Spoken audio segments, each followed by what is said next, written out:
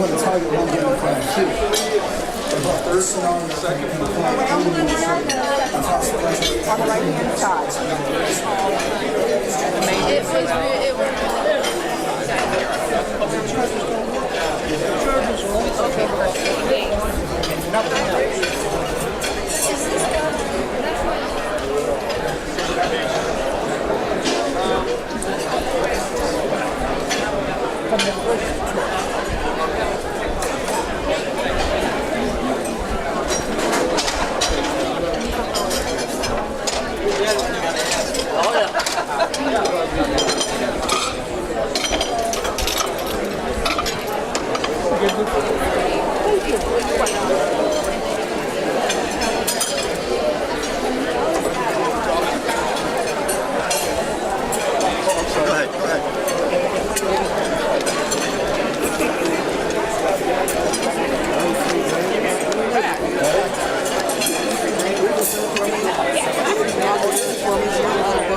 Nice to see you, Solly. We're glad to see that you and Lorraine made it today. And we've got, gosh, I don't even know, maybe 800 to 1,000 Patriots that have shown up today at the 1,200, thank you. We had a Patriot here make a contribution and tell me that it's 1,200 people that have shown up for the AFP event here in Orlando today. We just got through watching Dana Loesch and Lars Larson. Here in about an hour, we're going to have, well, it's going to be very interesting because Rubio is going to be seeing what kind of a reception he's going to receive. And then we also have Ted Cruz and who else? Help me out here, girls. I think Governor Scott is here today. You want to introduce yourself? He already has my photo. I don't need to put it in Washington, honey. Mine's already up there. Hi, everyone. Where are you from? I'm from Maitland. I'm Florida. Oh, Maitland. Oh, good. Yeah. Issa, you want to say something? She just got back from her vacation. It was very interesting. I had a great time in Germany, although it was also depressing to see what progressivism has done there, how far the dumbing down has progressed there. Now I'm here trying to get my energy back and focus on the good points. So I think this is a great opportunity for us to focus more precisely on how we can be helpful in this country to get some of our old values back. Thank you. You're always on. Thank you, Sully.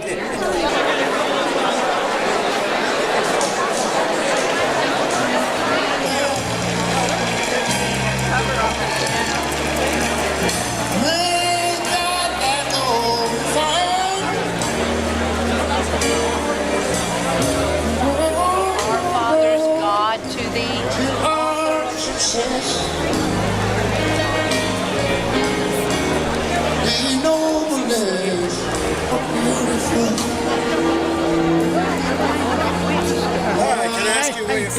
Canton, Georgia.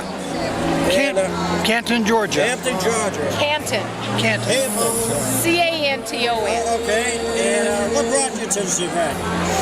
Well, we came with a group of people that are trying to help stop Obamacare, replace or repeal, or find out other solutions that are out there that are capitalistic solutions. And we're just tired of our country being taken over from a small percentage of people just because they think they're in charge. And if God's for us, who's against us? Okay, guys, enjoy the event. Yes, thank you. Hey, hi. Hi, sir.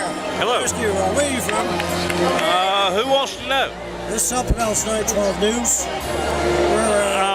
We're from Savannah, Georgia. Savannah, Georgia? Yeah, I came down here, kind of made a vacation out of the event. Okay, and what is the main reason why you attended this event? Mainly I wanted to see some of the speakers that they're going to be having out here. The governors especially, want to see Governor Jindal and Governor Perry. And looking forward to hearing what they have to say. Okay, all right, you enjoyed the event too. Yeah. Okay. Sir, can I just ask you, where are you from? I am from Music City, capital of the world, Nashville, Tennessee. All right. Yes, sir. That's a great state to live. It is. Can I ask you, what was the main reason why you attended this event? Well, because I like the idea of what they're doing, and I want to further that and bring it back to Tennessee and be able to help. I'm a pastor that's passionate about politics and want to make sure that, you know, we go back to our grassroots and what our country was founded on. So, Welcome to the stage, Tim Phillips, President of Americans for Prosperity Foundation.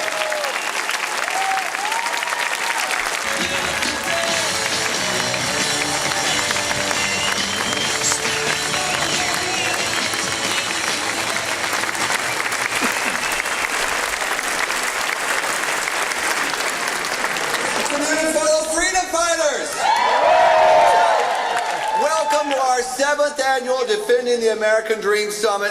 Our first 6 summits were in the greater Washington, D.C. area. We looked around and we decided, where is prosperity doing pretty darn well? And the Sunshine State came to mind.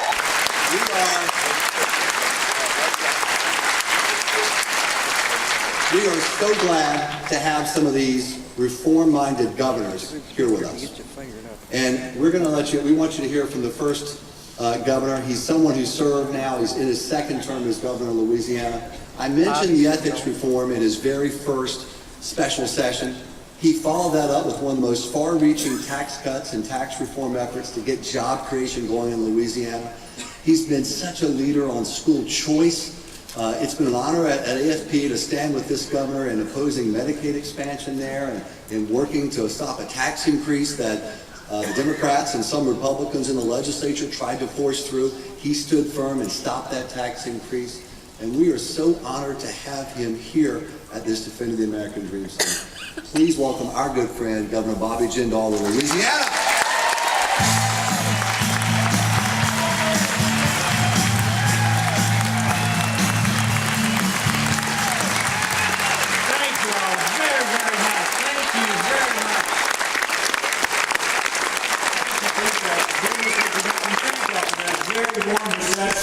Are you grateful that we are blessed to live in the greatest country in the history of the world, the United States of America?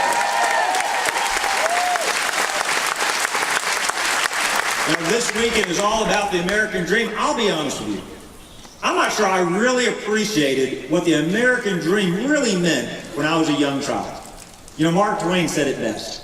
I'll paraphrase. He said, it's amazing how much smarter your parents get the older you get. My wife and I have been blessed with 3 young children, and so many times I find myself repeating what my father used to say to me. But you know, my father used to drive me crazy when I was a little boy. I don't know about your parents. My dad used to tell me the same stories day after day. You see, my dad, he was one of those that grew up in a house without electricity, without running water. Walked uphill to go to school. Walked uphill to come back from school as well. And I really didn't appreciate what he was trying to teach me. He was one of 9 children. First and only one of the family to get past the 5th grade.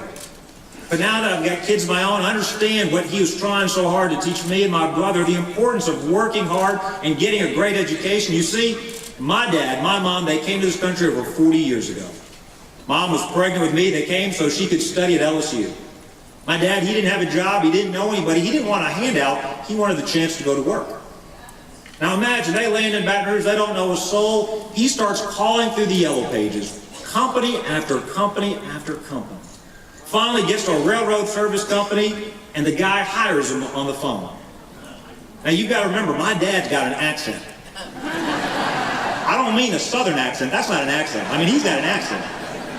So the guy hires him sight unseen, and my dad has the gumption to say, well, good. I'm glad I've got the job. He goes, I don't have a car, I don't have a driver's license, so you're going to have to come pick me up on the way to work every day. And he did. 6 months later, I was born. I was what they would politely call a pre-existing condition. Now, don't get the wrong idea. They were married when they had me. I don't mean that. All I mean is their insurance didn't cover me. I was born at the same hospital where 2 of our first kids were born, and yet there was no paperwork, no government program. My father shook hands with a doctor. He said, I will pay you every month until I pay this bill in full. And that's what they did.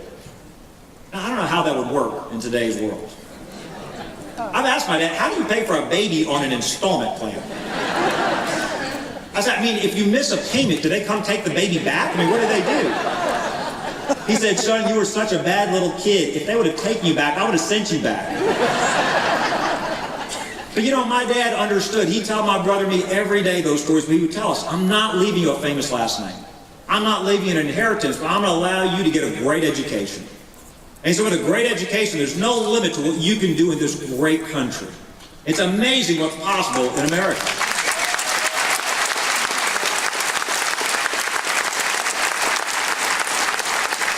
And to me, that's the American dream. I mean, how many moms and dads have told their little kids, you could be the next doctor, entrepreneur, inventor, you could be the first in the family to get an education? How many moms and dads have told their kids, any child can grow up to become president of the United States? And last year we found out that was more true than we really thought. But you know, what's so great about the American dream, and I think the president has this exactly wrong, it's not equality of outcomes, it's equality of opportunity.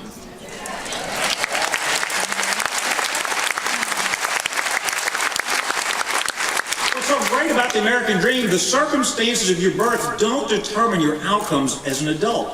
You don't have to be born in the right family, the right zip code. It doesn't matter your race, your gender in this country. If you're willing to work hard and get a great education, you can do better than your parents. Every generation has left more opportunities to our children than we inherited from our parents. That brings me to an issue I want to talk to you about. Everybody says we're for equal opportunity. We want every child to get a great education, but if we're honest with ourselves, we know that it hasn't been true recently in America. We know there are too many children trapped in failing schools in America. Now the reality is if you've got the means, you'll move to neighborhoods with good public schools. My wife and I graduated from public schools in Louisiana, got a great education. If you have the means, you will save your money and send your kids to private schools. If you have the opportunity, maybe you'll homeschool your children, but there are many families doing what it takes to make sure their kids get a great education. But there are too many kids still in this country today trapped in failing schools. That's why in Louisiana we adopted some aggressive reforms to make sure that every child gets a great education. I don't want to go through all the details, two simple things. First, we said, why don't we put a great teacher in every classroom? The reality is that's the most important thing you can do to improve education. Every one of us here can probably remember that great teacher that was a little bit tougher on us, took a little extra interest in us, is the reason where we are where we are today. Yet you look at our policies, our hiring, our firing, our promotion, our tenure policies, too often they reward teachers for how long they've been breathing, not how well they're doing in terms of teaching our kids. We changed that in Louisiana and tied everything to student achievement. But then the second thing we did, and this is so important, we said no two children learn exactly alike. We want the dollars to follow the child instead of forcing the child to follow the dollars.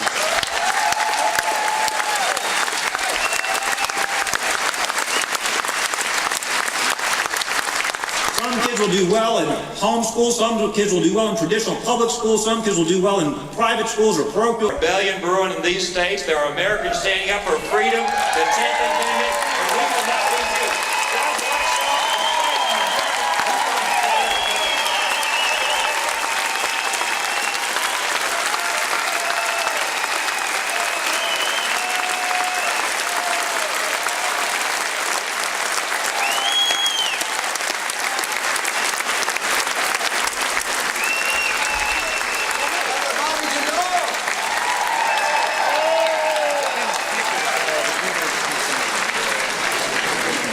Why the revolution is really happening at the state level. You know, we mentioned earlier in D.C., it's a tough fight. And we're playing often defense, not always, but often defense, pushing back on to repeal Obamacare, working to stop the environmental extremist agenda on cap and trade and carbon taxes, working hard to keep the sequester cut for us and with us on these issues. We have a really tough rating system at AFP. We look at votes across the board on economic issues, spending, taxes, regulation. He's one of only 2 senators who earned, not scored, but earned 100% rating. And we're proud to have him here. Please welcome our good friend and Floridian and great standing, Rubio.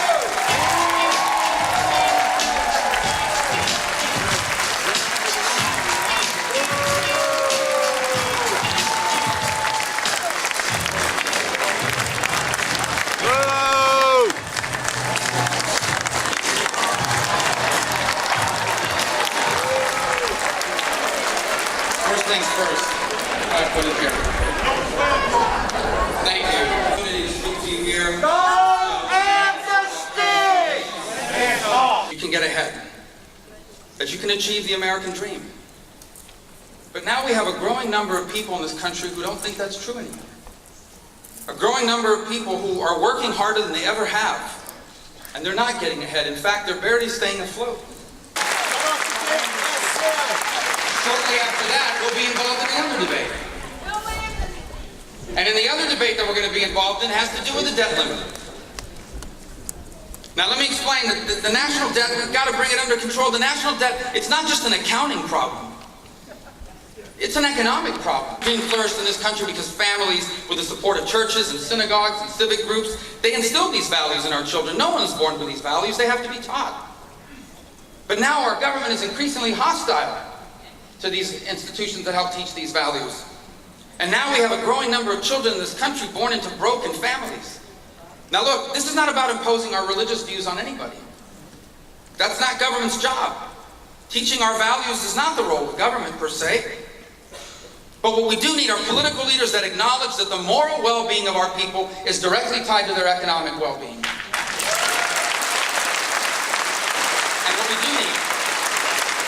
And what we do need are leaders that understand that laws and government spending programs are not a replacement for strong families. Leaders who seek to strengthen, not weaken or undermine institutions like churches and the Boy Scouts of America that teach and help our children learn these critical values.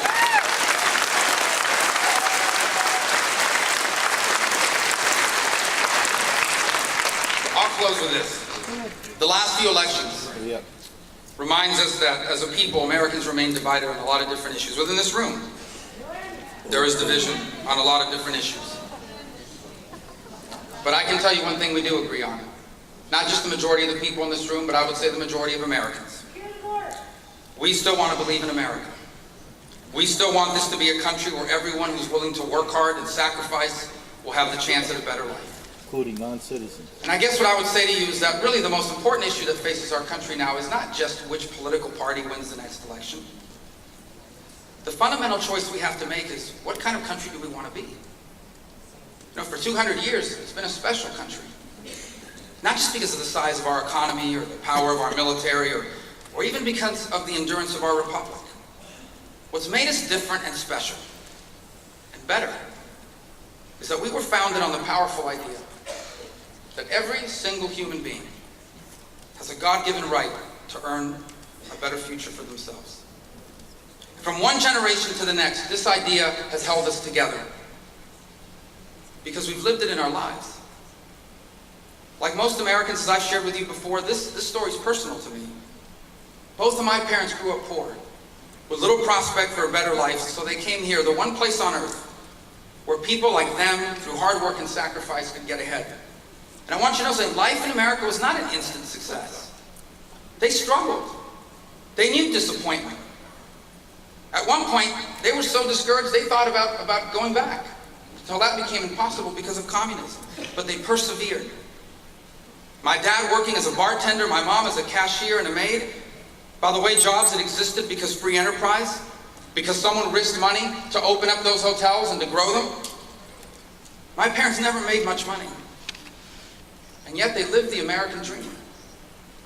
Because just a decade removed from despair, they made it to the middle class.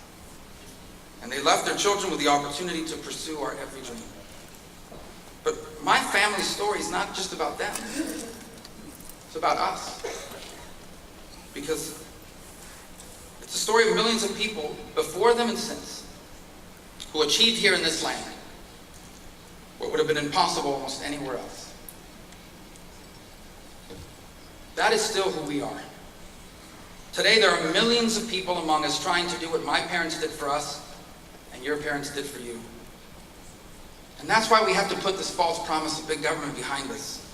That's why we once again have to re-embrace the power of a free people living in a free economy to create a better life for themselves, a better country for their children, and a better world for us all.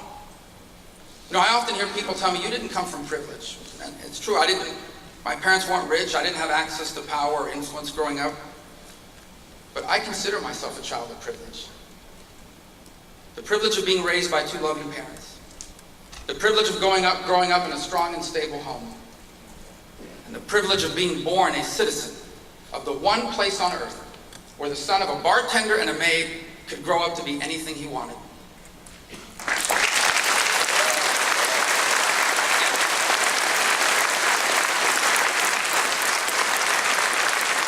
The reason why this is so important to me is because I know that if I had been born virtually any other place on earth at any other time on earth, I would have been trapped in a stagnant society. No matter how hard I would have worked, I would have been stuck doing the same life my parents had. But instead, God blessed me with the opportunity to be an American. He has blessed all of us with this distinction. And He has given us this chance to live in this special place at a special time. And now He has given us the chance to reclaim our country once again. The chance to ensure that the American dream lives on for yet another generation, so that our children are as grateful to us as we are to our parents. And so that when our time on this earth is finished, our grandchildren will say about us that this was the generation of Americans that reclaimed and restored the American dream. Thank you, and God bless you.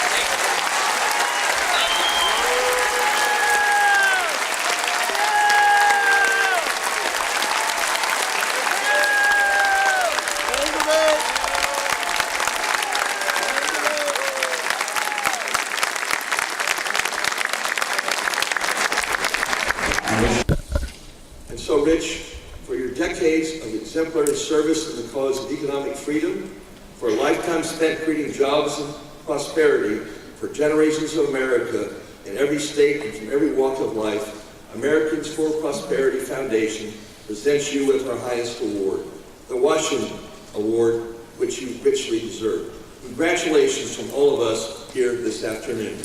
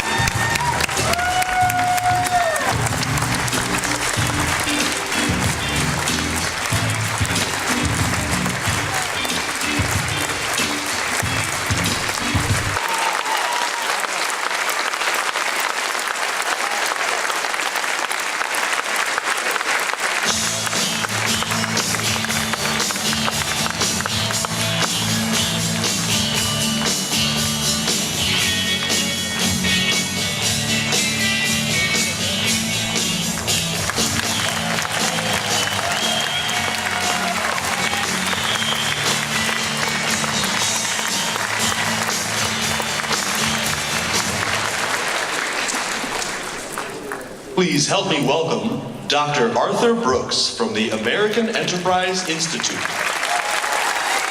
Not the IMF or the World Bank. You know what it is? Globalization, free trade, property rights, the rule of law, and entrepreneurship. It was American-style free enterprise that has created the first opportunity for people to build their lives and get out of poverty in the world's history. So to coin a phrase, you built that.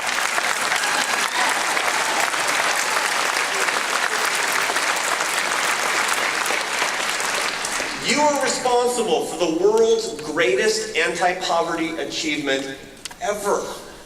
Not them, not the statists, not the central planners, not the internationalists, no. Those of you who fight for your values, those of you who think that everybody deserves a chance to be free, those of you who buy things that are imported, those of you who actually have business practices that go across our borders, you're lifting people up. There's somebody going to school in China today, one of the 662 million Chinese that have been pulled out of absolute poverty since 1980 because of free trade.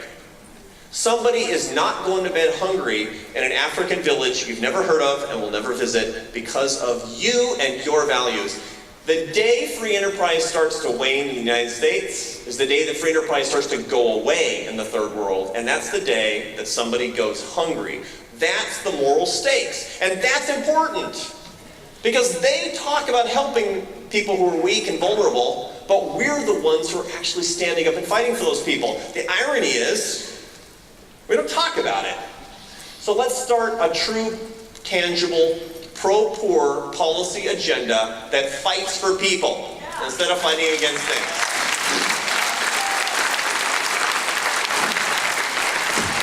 There's one way to turn that around.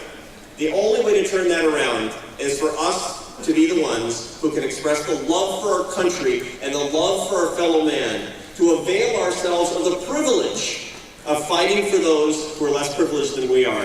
To think at the end of the day when we examine our conscience, no matter what they say about us and they say about our ideas, and no matter if they call us hypocrites and crazy, are we really doing what we know is best for those who are weaker than we are?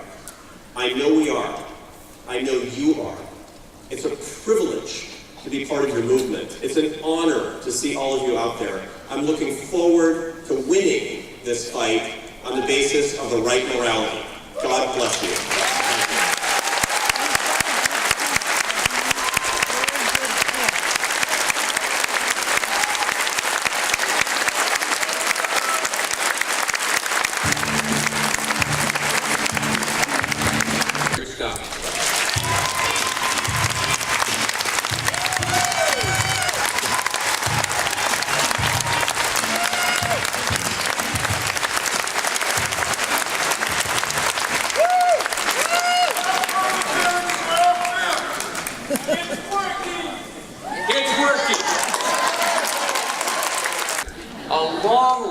Other jobs that they might be trying to attract in Texas.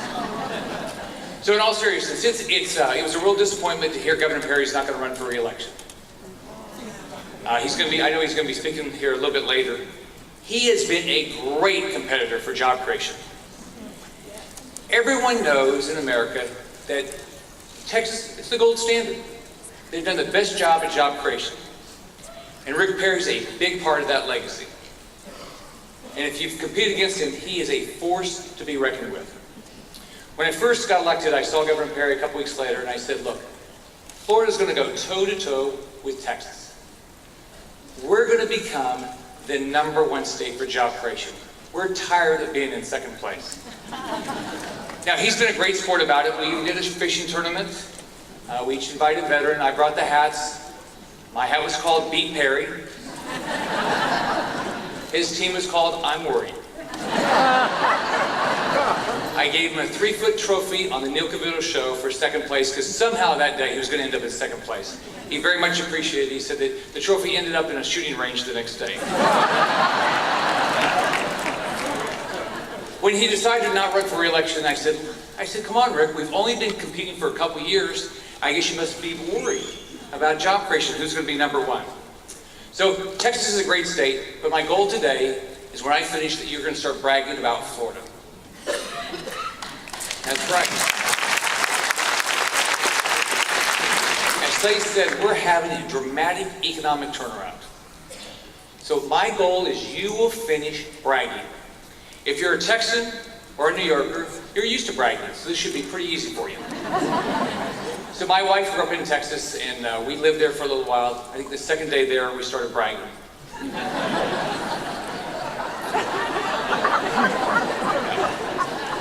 But my goal, we are going to learn to brag about the state. But so most of you know, this is the only political office I've ever held. I'd never run for office before. I grew up in a family that struggled financially. My dad was a bus driver, then a truck driver. My mom worked at JCPenney's, had a lot of odd jobs. They had a hard time getting work. I lived in public housing. So I learned pretty quickly that if you didn't work hard and study hard, it was going to be very difficult to live your dreams. President Obama was here a few weeks ago. He decided to turn his focus back on jobs. Am I the only one wondering what in the living daylights was he doing if it wasn't about jobs? Our focus on Florida is jobs, and we're very proud of it. I've already done 9 trade delegations and tried to grow companies by moving them right here to our great state, getting people to brag right here. So let me just brag a little bit more. When you do these things, you get to do additional things. For example, we care about education in our state. know that was coming.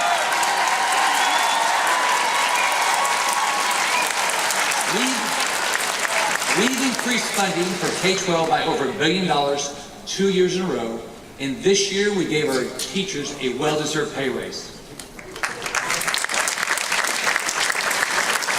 In closing, I want to leave you with a challenge. As conservatives, we believe in economic growth, personal freedom, and personal accountability. The fight for our ideas will never be easy. I want to challenge all of us to fight the temptation to be a critic. Let no one ever call us the party of no. The world has no shortage of critics. We need more people to get in the arena like what you're doing each and every day. It will be messy and it will be bloody, as President Roosevelt said. We will experience setbacks and shortcomings, but we must be willing to try. Anyone can talk about problems. We must offer solutions. The more I reflect on Roosevelt's story, the more I'm convinced it was not just courage that motivated the man in the arena. I believe that the man in the arena was also an optimist. He believed not only in the battle, but in the better days to come in the wake of victory. I'm an optimist by nature. I believe in leaving my children and my grandchildren a better state, in a better nation, in a better world. In 2010, I campaigned on an agenda of 700,000 jobs in 7 years. The critics laughed. They said the numbers just weren't there. It could never happen. We wouldn't be able to rebound that quickly. They said unemployment would stay above the national average until after 2018.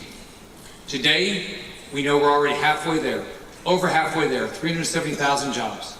The official forecasts predict Florida will have 900,000 jobs, more jobs by 2018.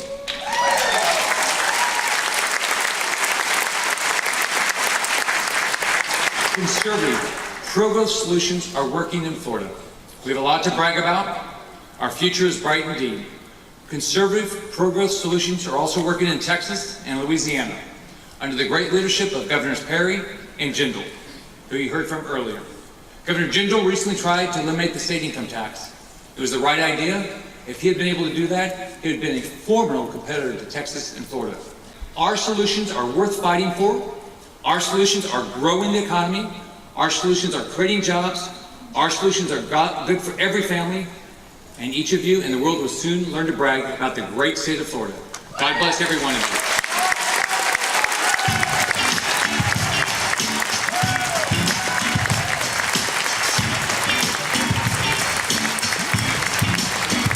Mr. David Horowitz, President of the David Horowitz Freedom Center.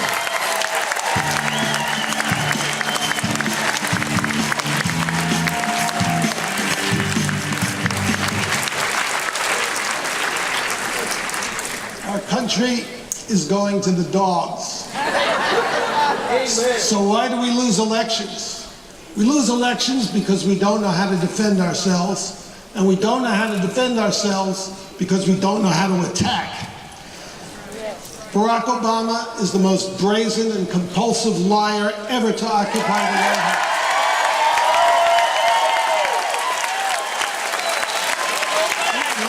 Only about 12 minutes. He is a commander-in-chief missing in action, invisible at the budget negotiations in Washington and the withdrawal negotiations in Iraq. Hidden from view in crisis after crisis, while Egypt and Syria burn, he gulps. His endless dithering and wrong-headed interventions have set the Middle East on fire. Meanwhile, he and his wife carry on like French royalty, lavishing tens of millions of taxpayer dollars on their family and their dog, while tens of millions of Americans suffer because of the policies he put in place. He is a leader who just doesn't care. That's how he was able to leave 4 brave Americans to die in Benghazi. He didn't care. How is it possible? How is it possible that we have not buried him under his own misdeeds and disasters? How did 2 presidential candidates characterized as selfish, malicious, racial demagogue who sells hope while delivering misery as a good man, as someone who only lacked experience for the job? How about his lack of a moral conscience? The reason we don't attack him is obvious, but no one will say it out loud. I will. Because racist liberals have made the color of one's skin all that matters. It is because Obama is a minority that no one will hold him to a standard or confront him with what he has done. Any political consultant will tell you can't do that. That's how race conscious our country has become. That's why we lose elections, because what's true of Obama is true of the Democratic Party and the liberals and socialists generally. They present themselves as defenders of minorities. Whenever they are attacked, they use minorities as human shields so they can call us racist. If we can't hold Obama to account, how can we hold any Democrat, any liberal, any socialist to account? Yet, every 4 years, they are able to persuade voters that they are defenders of minorities. How do they do it? Not by helping minorities and the poor, but by attacking the rich and by blaming conservatives for the suffering their policies have caused. They portray rich people as enemies of minorities and the poor who refuse to pay their fair share. They demonize wealth. That is what allows them.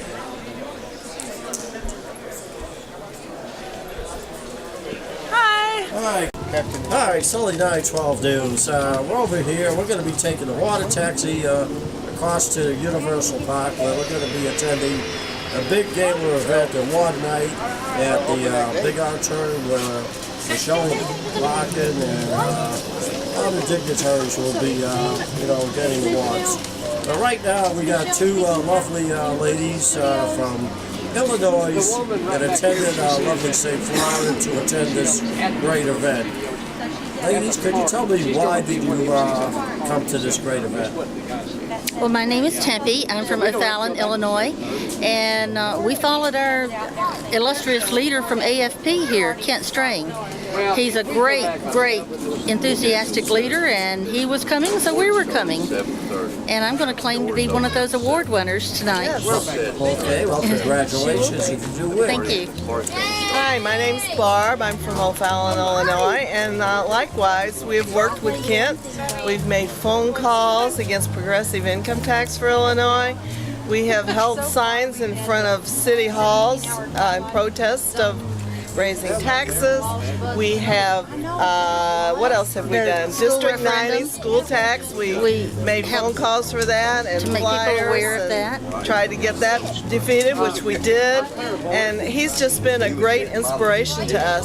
And we were invited to come down here, so we're taking advantage of it. Well, very good, and I'd like to thank you ladies both. You've been very energetic in your endeavors. Well, welcome to Florida, and I hope you enjoy the rest of the event. Thank you. We are.